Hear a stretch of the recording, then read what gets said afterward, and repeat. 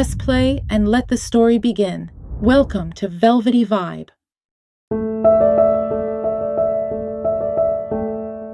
He leaned back into the couch and crossed one leg over the other. Let's hope you're always this punctual.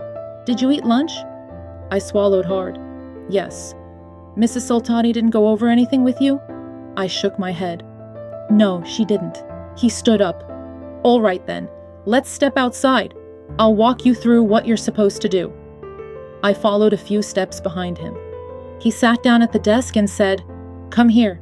I walked a little closer. He powered on the computer and continued. For now, I'm not expecting anything more than what you already know. If you can type letters and answer the phones, that's enough. See this red button? Whenever you need to reach me, just press it. And this purple one, it's for when you need to transfer outside calls to me. I watched his hands closely, trying to memorize every move. Absent-mindedly, I leaned in and rested my hand on the edge of his chair, forgetting for a moment that this was Diako I was getting so close to. What's the green button for? I asked. That one's for the fax. You use it to start sending a fax. I scratched my forehead. Start it? He placed his hand near mine, pointing. Look, when you want to fax something, you put the paper here, press this button, and then dial the number. I raised my eyebrows. What a strange machine. It looked like everything except a phone. I sighed and stood up straight. My eyes accidentally met his face. There was a soft smile on his lips. That's when I suddenly became aware of just how close I was standing. He'd actually scooted to the edge of his seat to avoid brushing up against me. Panicking a little, I blurted out, "Oh, I'm so sorry." I don't know why, but that made him laugh even harder. Still looking right at my now very red face, he said, "Don't worry. You'll get the hang of it. A couple of mistakes are totally fine in the beginning, so relax." Then he stood up. I quickly stepped back so I wouldn't bump into his broad frame. He gave me another one of those killer smiles and said, "If you get stuck, come ask. If you want, you can also go around and get to know the other departments. And whenever you've got some free time, just sit and practice on the computer." I quickly responded, "Okay." He nodded. Good. And with that, he disappeared into his office. As soon as he shut the door, I collapsed into the chair. I put my hand over my chest. My heart was throwing a full-blown wedding party just from being around Diako. Barely a few minutes had passed when the door to the main hall opened and a man in blue walked in carrying a box. He handed it to me. I looked at him, puzzled. Without much interest, he said, "Mr. Hoptami said to bring you lunch." Tabassom was firing off questions non-stop, barely giving me a chance to breathe, let alone speak. It was the end of my first workday, and she had come to pick me up, determined to get the full story in under a minute. "Come on, say something so I know you're not mute." I laughed. "Are you even gonna let me talk?" I didn't say anything about Sultani, but I told her the rest of what had happened. Every last detail. Her jaw dropped. No way. Diako? Damn. I'd heard he was decent, but I didn't expect this. I pictured his calm, composed face and nodded. You have no idea how down-to-earth and kind he is. He doesn't show it too much, but he notices everything. And he really looks out for his employees. Everyone walks out of his office feeling blessed. I mean, it's only been half a day, and I've already seen so much goodness from him. Tabassom slung her backpack over her shoulder. I've heard the work environment over there is super respectful too. Apparently he's one of those traditional Kurdish men. You know, the kind who'd raise hell if a guy even looked at a woman the wrong way, let alone one of his own employees. Appreciate what you've got, girl. These days, even in government offices, it's hard to feel this safe. She paused for a moment, then added more cautiously, "But his brother's got a bad rep. Be careful around him. Word is, he doesn't even let female mosquitoes go free. They say he's an addict, too. Unfortunately, he's in our field, has a master's in hydraulic structures. I don't think he's around the office much, but still, better safe than sorry." I laughed. You're making him sound like some kind of nighttime predator." She narrowed her eyes and lowered her voice like she was about to share a true crime story. "I'm serious. Some of our PhD classmates know him, really know him. And the way they describe him, he's not far off from a monster. They say his eyes are like two cold pieces of stained glass. No emotion, no love. Apparently, he doesn't even care about his own brother. He doesn't love anyone. There's even a rumor he raped a girl at the university, but she stayed silent out of fear and shame. They say he's into all kinds of weird drugs, and he always carries a switchblade in his pocket." A chill ran down my spine. The night air suddenly felt colder, the image she painted clinging to me like a bad dream. They say he's made 3 girls get abortions and ruined the reputation of dozens more. Anyone who crosses him ends up destroyed. Once, he was even arrested for carrying a weapon, and he's almost been expelled several times. But the campus security could never pin anything on him. I could barely breathe from all this darkness. My heart ached more at the thought of what kind of hell Diako must have endured because of a brother like that. This guy you're describing, he is the devil. Exactly. But you know what's even more terrifying? Something even our professors still talk about? I looked at her curious. He's a genius, scary smart. That's what makes him so dangerous. He never leaves any evidence behind. I smacked her arm. Ugh, Tabassom. You want me asleep with nightmares tonight or what? She burst out laughing. I swear, I'm not making this up. I heard it all from his own classmates. Oh, he only has 1 kidney. The other one? Diako gave it to him. I froze. What? She gave me a dramatic wink. Yep, back in undergrad, both his kidneys failed. Diako didn't even hesitate, just donated one of his own. She shrugged. Still, from what I hear, the guy doesn't even care, treats his brother like trash. I was still stunned. How do you even know all this? She raised one eyebrow and crossed her arms proudly. You're looking at Tabassom TV, your one-stop gossip network. Diako. I turned the face of my watch and checked the time. 10:30 at night. I stretched, shut down my computer, grabbed my bag, and stepped out of the room. The receptionist's monitor was still blinking. I'd asked Shadab not to turn it off so I could send my print commands to her system. I was exhausted completely. For a second, I considered just leaving it on. But then changed my mind. I sat down at her desk and moved the mouse. The screen lit up. A page was open, an Excel tutorial. I couldn't help but smile. This girl always managed to make me smile so easily. There was a piece of paper on her desk too.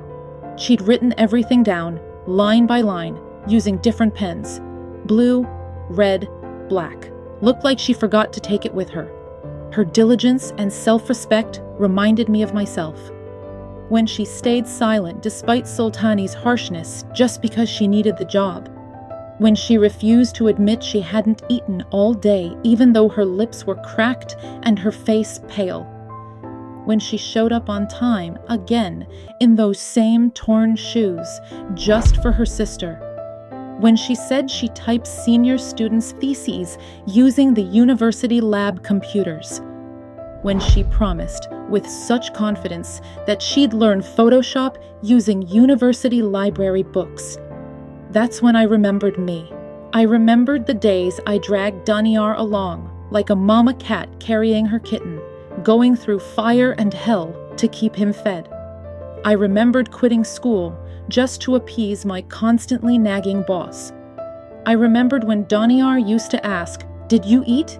And I'd say, "Yeah, I ate while you were at school, even though I hadn't." I remembered wrapping plastic bags around my shoes to keep the cold and snow from seeping into my frozen toes. I remembered the bitterly cold nights of Kurdistan and even colder, crueler nights in Tehran. I leaned my head back on the chair and closed my eyes. That 19-year-old girl had a sister she loved more than herself, just like me. She bore every hardship, every humiliation for her, just like me. She took on every bit of responsibility and honest work to support her, just like me. She gave up her own needs and comforts, just like me. She'd given up her youth, her joy, her wants and wishes. She'd turned a blind eye to the flashy displays of this city, ignored even the most basic of her needs, exactly like I did. That innocent girl, today, she stands right where I stood 24 years ago. She's feeling the same pain I once endured, facing the same humiliation I once swallowed. She's doing it for her sister, just as I did for my brother. I pulled my phone from my pocket and tapped on Danyar's name.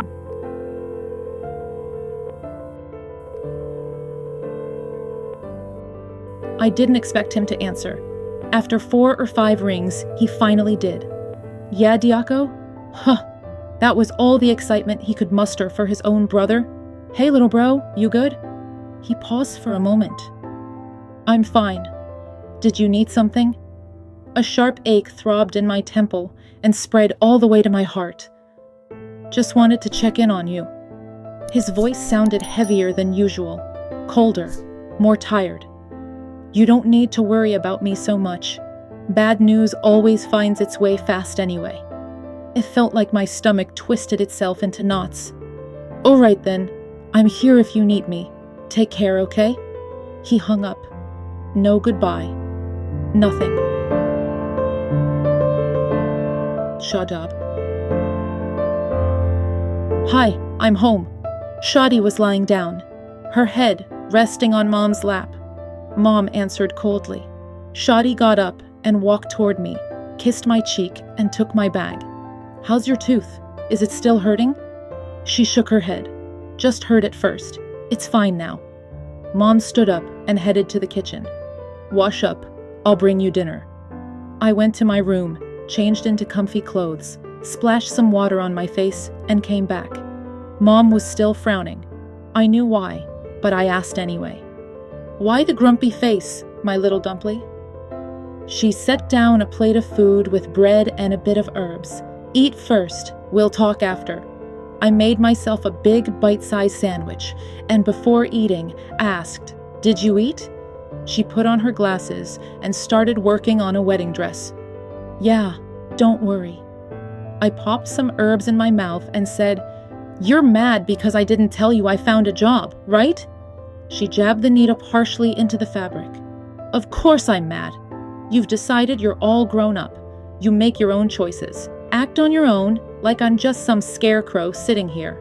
I took a big bite and mumbled, I was going to tell you yesterday, but you brought up the whole house issue and stressed me out. I completely forgot. And this morning, you were asleep and I didn't want to wake you. She tossed the dress aside. Who told you to get a job? I'm not dead yet. I would have figured something out. I've worked so hard for you two to get an education and a future. And now you just throw it all away without even telling me? Without asking for permission? I pushed the food aside, scooted over, and sat cross-legged in front of her. Her beautiful but worn-out face was full of sorrow, pain, and motherly worry. I placed my hand over hers. Her fingers looked bent from all those years of holding a needle. I kissed her rough skin and said, Come on, Mom. Who said I'm giving up on school? There's no way I'm not going to make your dream come true. You think I'd let both of us miss out on me becoming an engineer? I see everything you do, everything you give up. I swear I'm being careful. This job, Tabassom helped me find it. It's part-time. My boss is from our own university. He said I can come in whenever I don't have class. It's a design company. They make ads and billboards for businesses. The pay isn't much, but it's a lot for us. It covers my books and school supplies, and Shadi's too. That way, it's less pressure on you, and I feel less guilty. She took off her glasses. I know you mean well. I know, sweetheart. But if you really want to make me happy, focus on school. Save these worries for after I'm gone. Just the thought of that brought tears to my eyes. Mom, he placed a hand over my lips. Sweetheart, my girl, my precious. You two are my whole life. The world out there, it's cruel. I don't know what kind of place you're working in, who those people are, what their intentions might be. You're like a baby deer, innocent, pure-hearted, easy prey for wolves and lions. Every day when you leave for school, my heart twists in 1,000 ways. You're so naive, so clean-hearted. Please, just focus on finishing school. Become someone. Gain some experience. Then I'll retire and let you take over. But not now. For now, your only job is studying.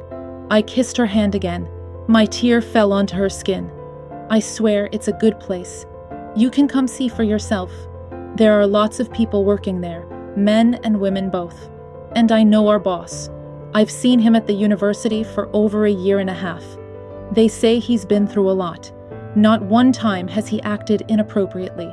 He's calm, composed, respectful, very successful too. She gently brushed through my hair.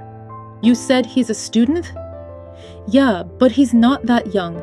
He's 33 or 34. They say he had to quit school once to work. He's not one of those spoiled rich kids. He worked hard to get where he is. He's mature and thoughtful, really modest. If you meet him once, you'll feel better. She parted my hair strand by strand. I'm still not okay with it, Shadab. I'm just not. I'm worried about your health, your future, your education. I looked into her always sad eyes and said, Mom, come on. I'm not a kid anymore. I'm 19. You've carried me for 19 years. It's my turn to help ease your load. Plenty of people study and work at the same time. I swear I won't let my grades slip. Honestly, not being able to help you stresses me out more. It makes it harder to concentrate. I keep thinking about your eyes getting weaker, your neck pain, your aching joints. But when I'm working, I feel stronger. My mind is clearer. I focus better in class. Mr. Hatami, our boss, because he's from our school, because he knows my situation, he's really supportive. He said he'd train me and never let my schoolwork fall behind. He's a good man, Mom. He helps everyone, not just me. I promise everything will be fine. I swear. I looked at her with pleading eyes. Doubt still shimmered in hers. She placed a hand on my cheek and said, Then you have to promise me, if you ever feel your dignity, your education, or your feelings are at risk, you walk away. Immediately. Promise me. She'd already sensed the danger in my heart. I kissed her face all over and said with joy, I promise. I swear I do. That night, before sleep came, I thought about my promise and the feeling that had taken root in me the very first day I saw Diako. I'd slipped on the snow right outside the university. The ground had risen fast toward my face when suddenly an arm caught my waist and pulled me into a warm embrace. The snow's frozen. Step a little firmer, miss. Then he let me go. Maybe I was in that muscular shelter for barely a second, and maybe he only ever spoke that one sentence to me. But after that, my eyes were always searching for that heat, that strength, even though his eyes had been so distant that I had to convince myself he hadn't even glanced at my flushed, stunned face that day. Daniyar. The moment I entered my room, I pulled off my shirt and threw it aside. God, what a ridiculous climate this desert had. Freezing at night, blazing during the day. I filled the tub with lukewarm water and sank into it, rested my head on the edge, and closed my eyes. Just as I started to feel warm, someone knocked. I figured it was Mata and ignored it. A few minutes later, I heard Engineer Izzati's voice. I cursed under my breath and got out of the tub, wrapped a towel around myself, and opened the door. Damn it, Mata was standing right next to him.